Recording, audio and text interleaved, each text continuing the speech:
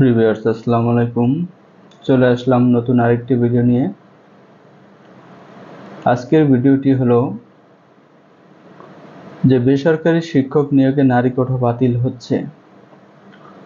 বর্তমানে চলমান আন্দোলন শেষে কোটাভিত্তিক সব কোটায় বাতিল হচ্ছে। এর প্রভাব বেসরকারি শিক্ষক ক্ষেত্রেও হচ্ছে। যে আগে পূর্বে ছিল যে প্রত্যেক প্রতিষ্ঠানে শতকরা 30% নারী কোটা ছিল, যে প্রত্যেকটা প্রতিষ্ঠানে 30% নারী কোটা নির্ধারিত ছিল। বর্তমানে সেটিও বাতিল হতে যাচ্ছে। এখন থেকে জেনারেল অবস্থায় সব নিয়োগ হবে। তবে এখানে একটা বিষয় আলোচনা আছে যে 7% কোটা বহাল থাকবে, এছাড়া 93% কোটাই সাধারণ কোটা হয়ে যাচ্ছে। তো এই বিষয় নিয়ে আপনাদের সাথে আজকে আলোচনা।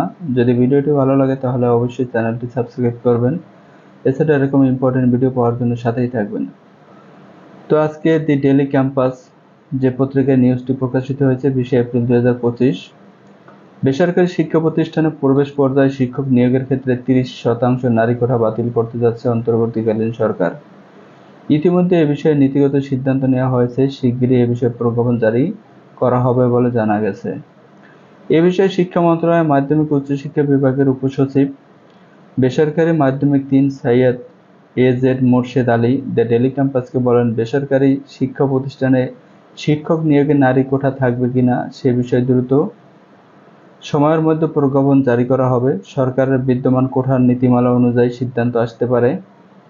শিক্ষা মন্ত্রণালয় সূত্রে জানা গেছে, গত বছরের সেপ্টেম্বর মাসে নারী কোটা বাতিলের বিষয়ে বেসরকারি শিক্ষক নিবন্ধন ও প্রত্যয়ন কর্তৃপক্ষ এনটিআরসি মন্ত্রণালয়ের মতামত চেয়েছিল। সেই আবেদনের আলোকে বিষয়টি নিয়ে একাধিক সভা হয়েছে। সভায় জনপ্রশাসন মন্ত্রণালয়ের প্রজ্ঞাপন অনুযায়ী শিক্ষক নিয়োগের কার্যক্রম পরিচালনার বিষয়ে মতামত দেওয়া হয়েছে। এই মতামতের ফলে বেসরকারি শিক্ষক নিয়োগে নারী কোটা বাতিলের চূড়ান্ত সিদ্ধান্ত নিতে যাচ্ছে শিক্ষা মন্ত্রণালয়। তাহলে এখন থেকে আপনারা ধরতে পারেন যে আর প্রতিষ্ঠানে ষষ্ঠ যে গণবিজ্ঞপ্তি হবে সেই বিজ্ঞপ্তিতে নারী কোটা 30% না থাকার সম্ভাবনাই বেশি, যেহেতু জনপ্রশাসন মন্ত্রণালয়ের সিদ্ধান্ত গৃহীত হয়েছে।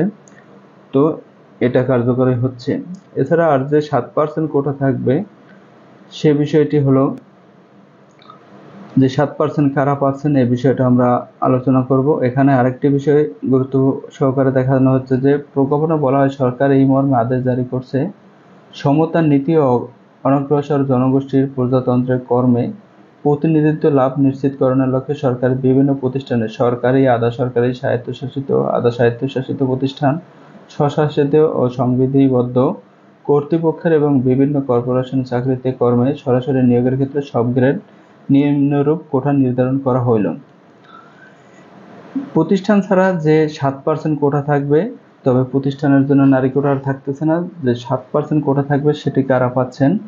ক, মেধাভিত্তিক 93%। এটি হলো সরকারি, আধা সরকারি, স্বায়ত্তশাসিত, আধা স্বায়ত্ত এইসব প্রতিষ্ঠানের ক্ষেত্রে আপনার থাকবে 7%। সেখান থেকে মেধাভিত্তিক থাকবে 93% এবং শহীদ মুক্তিযোদ্ধা সন্তানদের জন্য থাকবে 5%। ক্ষুদ্র নিগোষ্ঠী তাদের জন্য থাকবে 1% এবং শারীরিক প্রতিবন্ধী ও তৃতীয় লিঙ্গের জন্য 1%।